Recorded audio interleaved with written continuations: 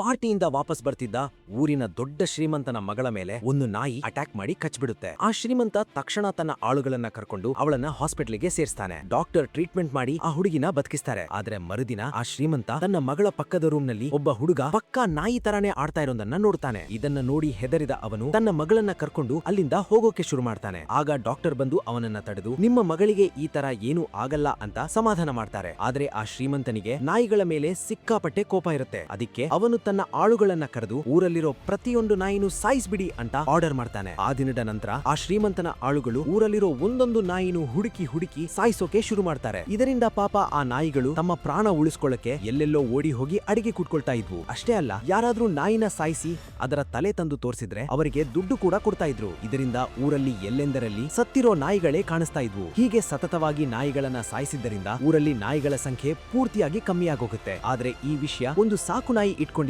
ಒಬ್ಬ ಹುಡುಗನಿಗೆ ಗೊತ್ತಾಗುತ್ತೆ. ಮತ್ತೆ ಅವನ ನಾಯಿ ಕೂಡ ಎಷ್ಟೋ ದಿನಗಳಿಂದ ಮನೆಗೆ ಬಂದಿರಲಿಲ್ಲ.